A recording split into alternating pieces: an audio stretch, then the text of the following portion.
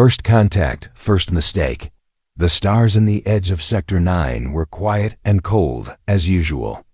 A small ship moved slowly through the empty space. It had no weapons showing, and its lights were dim. The ship belonged to Earth, but it was not part of any war fleet. It was a Recon vessel named Falcon, sent to scan nearby systems for resources and safe routes. The crew on Falcon was small. There were only 5 humans inside. They wore simple uniforms and calm faces. Their job was not to fight but to explore. They had been traveling for 3 days, without any trouble until something changed on the radar. Multiple signals appeared all at once. Large ships were approaching fast from the west side of the system. The screen turned red and alarms started to ring inside Falcon. The crew stayed quiet. The captain stood up from his seat and gave one order: stay calm. The enemy ships were huge and dark. Their sharp designs looked like beasts made for war. These were Theryx vessels. The Theryx Dominion was known for taking planets by force. They believed no other race could match their power. When they saw the small human ship, they did not think twice. They thought it was a weak lost traveler, and they moved in for the kill on board. The Theryx command ship, General Rawlik, watched the Falcon through a large viewing screen. His voice was full of pride as he spoke to his officers. He said this would be over in minutes. He laughed as he gave the order to fire. The weapons charged. The lights on the Theryx ship glowed bright red. Then something unexpected happened. Falcon vanished from the screen. The Theryx scanners went blind. All systems started to glitch. Their controls stopped working. The lights flickered. One by one, the screens went dark. For a moment there was silence. Then the first ship exploded. A small drone had entered through an exhaust port and reached the core. It overloaded the systems without being seen. Falcon appeared again on the radar for just a second before vanishing once more. The humans inside Falcon were focused. Their faces were still calm. The pilot moved the ship like it was a bird in wind. The engineer tapped keys without stopping. The captain gave no long speeches. Only short, clear commands: strike now, move left, shut down their comms, send the virus. Stay low. One by one, Theryx ships lost control. Their shields dropped, their weapons froze. They tried to speak to each other, but no sound reached. The virus had spread faster than any of them expected. Falcon sent out drones like wasps. Each drone was silent and small. They slipped through gaps and cracks. No one noticed until it was too late. 4 Theryx cruisers went dark in less than 10 minutes. One of them began to drift into a moon's gravity field. Another lost oxygen in half the ship. The crew on that vessel started to panic. They had never seen anything like this. Their weapons had not even fired once. They were not fighting an army. They were fighting shadows. Only one Theryx ship managed to escape. Its engines were damaged. Its walls were cracked. But it turned and ran. General Rawlik was still on that ship. He watched the stars spin as they jumped to light speed. His hands were shaking. He had lost 4 warships and over 200 soldiers. To a ship that should not have stood a chance inside Falcon, the crew checked their systems. No one smiled. No one celebrated. They only confirmed that the path was now safe again. The captain wrote a short report and marked the mission as complete. Then they turned toward the next system back in the Theryx Dominion. The generals gathered for an emergency meeting. The surviving officer sent in the full battle log. They played it in silence. They watched their own ships break apart like toys. They listened to the short human signals and decoded them. The humans had spoken in simple words and calm tones. No anger. No fear. The log ended with a single message from Falcon: do not pursue. This was not an attack. This was a defense. We are still watching. The room was quiet for a long time. One of the Theryx generals stood and slammed his fist on the table. He said this was a trick. He said the humans must have sent a warship and called it a recon unit. But the tech officers disagreed. They had scanned the ship. It had no heavy weapons, no armor, no backup. It matched Earth Scout data exactly. A recon team, the truth began to settle in. The Therics had not faced Earth's army. They had faced a scouting team and lost. And the humans had not even tried to kill them. That choice was more frightening than any weapon. Outside the window, the stars still burned cold. But for the first time in many years, the Therics generals felt fear. Unthinkable power in small numbers. The war room of the Therics Dominion felt heavy.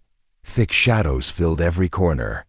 Rows of screens showed battle recordings from the recent loss in Sector 9.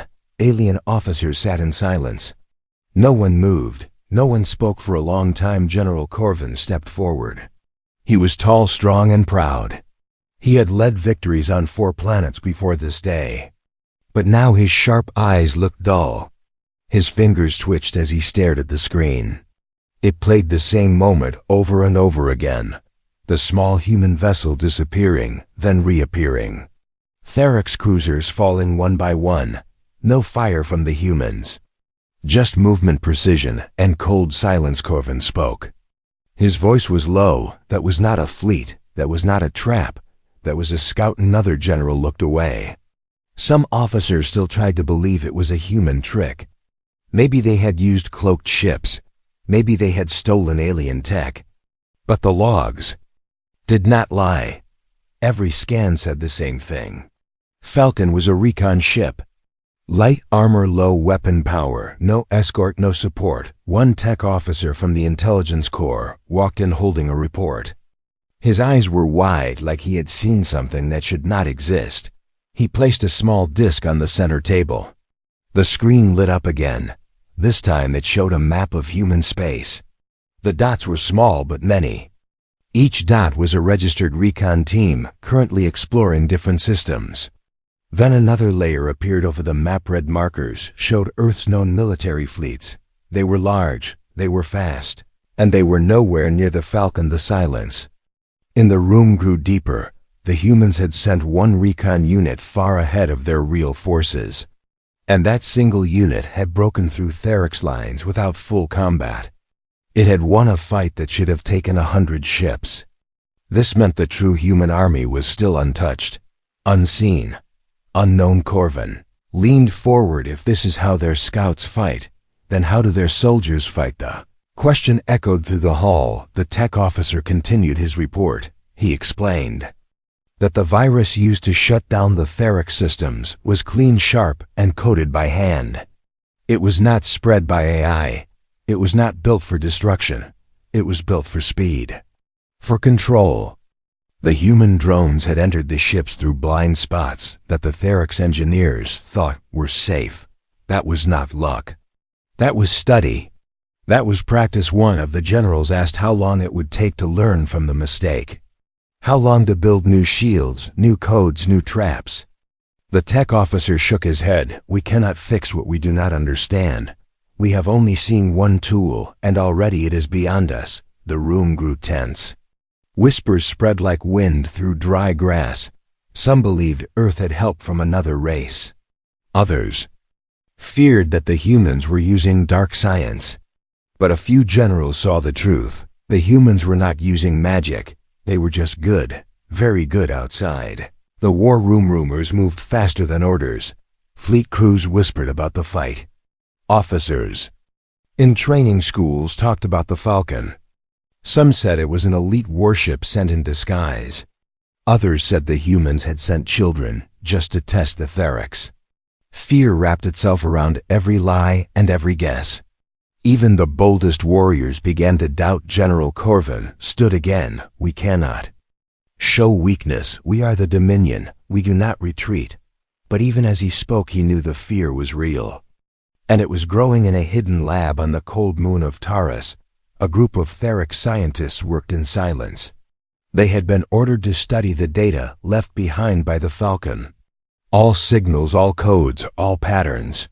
They listened to human speech during the battle. Calm, short words passed between crew members. No panic, no stress. Even under attack, they sounded like they were in control. One line from the captain stood out: hold position. Let them see, then vanish. The scientists played it again, again. Those 3 short lines told a story. The humans had wanted the Therics to see them. They had planned to be seen. They had allowed the Dominion to witness their power. Then they had disappeared. That meant one thing. This was not just a battle. This was a message. The message was clear. We are here. We are strong. And we are not afraid. Back on the Therics' homeworld, the High Council gathered in secret. 5 elders sat under a black dome made of crystal. They had ruled for centuries. They had crushed rebellions and stolen planets. But now they faced a new force. The humans had entered the stars. One elder suggested sending a massive fleet into human space. Another suggested opening talks. A third said nothing at all. He only stared at the datapad showing the Falcon's report. The 4th elder asked a question. Why did they not destroy us? Why leave one ship alive? Why spare us? No one answered that. Question carried more fear than any weapon on Earth. The crew of the Falcon continued their mission. They did not know the level of fear they had left behind. They did not know how their defense had shaken an empire. They only knew they had done their job: scout the system, report findings, protect the crew, avoid war if possible. They moved to the next star. Silent study, always watching. Fear grows among the bold. The Therics' dominion was built on conquest. For years they had moved from star to star, taking what they wanted. Their fleets had crushed many worlds. No one had ever made them pause. No one had made them fear. Until now the memory of the Falcon haunted their thoughts. A single human recon team had shaken the pride of their generals. The High Council still tried to control the fear spreading through their people, but the damage had already begun. It was no longer just a defeat. It was a shadow that followed every officer, every ship, every soldier, and the outer station's guards. Moved with caution, they checked every radar signal twice. They watched the stars like something was hiding behind them. Even ships that had never seen a human vessel were afraid. The name Earth now carried a weight it never had before. Whispers moved through the ranks like cold wind in metal halls. They say the humans can turn invisible. They say their ships do not make sound. They say they control machines with their minds. They say we never had a chance. None of it was true. The humans did not have magic or powers. They only had skill. They only had control. But to the Therics, who had never faced such precision before, it felt like something more. It felt like something beyond reason. In the War Academy on the capital planet, young commanders in training sat in silent rooms. They no longer watched old battle footage. Now they studied the Falcon, frame by frame, step by step. They tried to find weakness. They tried to understand how such a small team could destroy so much. Every officer had to answer the same question. How would you stop them? None gave a clear answer. Some tried. Some guessed.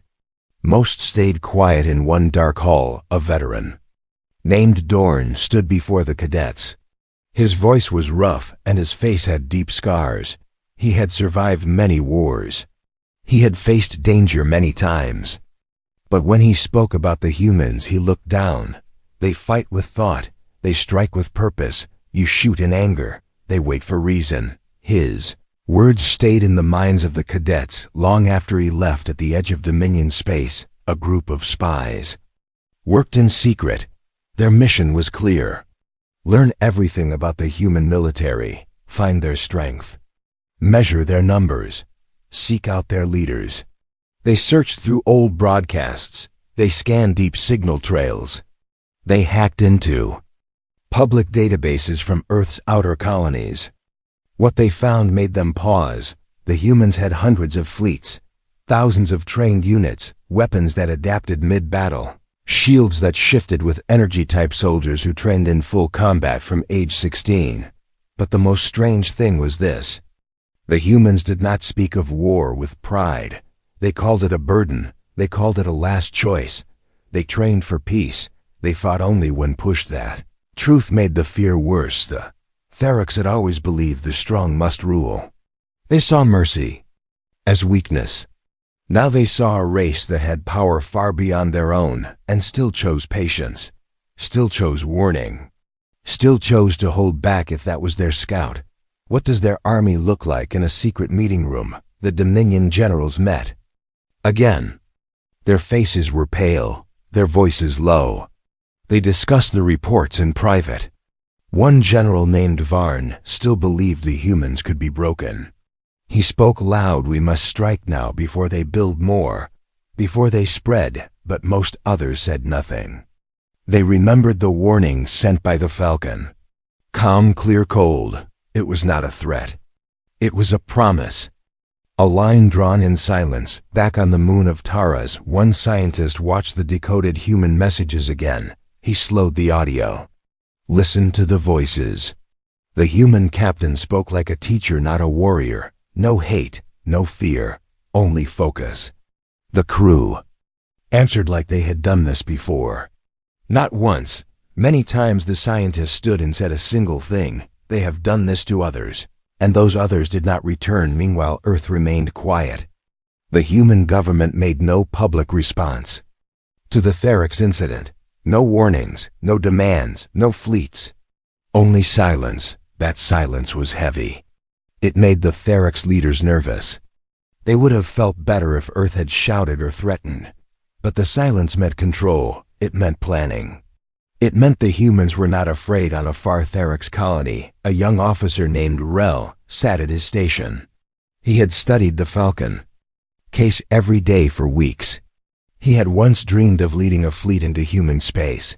Now he only dreamed of ways to avoid them. He spoke to his mentor late one night. They do not want war, but if war comes, they will not fight to win, they will fight to end. The mentor nodded. He had reached the same thought many days ago. Somewhere deep in Earth space, a ship moved through dust and silence. It was not the Falcon. It was another scout, quiet, alone, watching, recording. Human recon teams had no names, no songs, no banners. Only missions. Each one carried the weight of a calm world behind them. Each one could become the storm if needed, and the Theryx now knew that too well. Poking the sleeping giant. The Theryx Dominion could not stay still for long. Their leaders had built their empire through fear and fire. Waiting was not in their nature. The silence from Earth had become a sharp edge in their minds. Every passing day felt heavier. Their pride burned. The defeat from the Falcon had not faded. It had spread. Now it stood like a shadow over every command hall. The generals gathered again. This time they were restless. Their voices rose. Their fists slammed the tables. One general named Drek stood tall in the center of the room. His face was tight with anger. He spoke with force. "We must strike. We must erase this shame. If we do not move now, the fear will never leave us." Some nodded. Others hesitated. General Corvin sat at the end of the table. He had seen the reports. He had studied the Falcon's path. Over and over, he had read every word in the human message. He knew the risk. But he also knew the Dominion could not hold back much longer. Drek raised his hand and pointed to the star map glowing on the wall. "We attack again. We double our strength. We show the humans what true power looks like." Orders were sent within the hour. A fleet of 10 warships was prepared. They carried the best weapons, the fastest engines, the sharpest minds. The mission was simple. Find another human scout. Crush it. Leave no survivors. Send a message that Theryx was not weak. They moved toward the same edge of space where the Falcon had appeared. They searched the nearby systems. Days passed. Then they saw a signal. One small ship. No escorts. No weapons shown. Just like before. The Theryx ships moved in fast. No words, no warnings. Their weapons charged. Their engines roared. But something strange happened again. The human ship did not run. It stayed in place. No panic, no retreat. Only silence. Then came the second surprise. Another human ship appeared behind it. Larger, stronger, still alone. The new ship was shaped like a blade. Smooth, dark surface. No markings. It did not fire. It only moved between the Therex fleet and the Scout. A voice came through the open channel. Calm and direct. Step back. You are not ready for this fight. The Therex commander laughed at the message. He ordered an attack. The first wave of fire never reached the target. All blasts were pulled into a field around the human ship. The energy vanished. The second wave was worse. As they fired again, the human ship released small units. Not weapons, not drones. Something else. Small silent spheres, each sphere flew close to a Therex vessel. They did not explode. They did not cut. They sent a wave of sound, not noise, not music. Just one repeating line, "You are not the enemy, but we will not fall." The Therex ships began to lose control. One by one their engines slowed, their weapons froze. Their systems showed false targets. Lights flashed in patterns that made no sense. Crews shouted. Commands broke apart. In less than 6 minutes, the entire Therex fleet had stopped moving. No one had died, no ship had been destroyed, but the fight was over. A message was sent from the human ship. It was short. "You sent war to silence. We return silence to your war next. Time we will not be silent." Then both human ships turned and left the system. No chase was given. The Therex crews stood in silence. They watched the stars around them and said nothing. They had come with anger. They returned with fear. Back in the Dominion core, the report spread faster than fire. 2 human ships had stopped 10 Therex warships without a single shot. The message was clear. Earth was watching. Earth was ready. And Earth, stand down or be erased. The stars above the Therex capital no longer felt peaceful. Ships still flew, commands still moved. But a quiet storm had taken root in every mind. The last mission had failed without blood. 10 of their finest warships had been stopped by 2 human vessels. No one had died. But no one had won. Inside the main council hall, the air felt heavy. High leaders stood in silence. Some paced. Some stared at the floor. Even the boldest voices had grown quiet. General Corvin arrived late. His steps were slow. His eyes carried no fire. He looked at the others and knew what they all felt. The fear was now stronger than pride. At the center of the chamber, a large screen lit up. A message had arrived. Not a signal stolen from space. Not a battle log. A direct communication from Earth. The room froze. No one moved. The message played. A man appeared on screen, human, calm, wearing no armor. He looked more like a teacher than a soldier.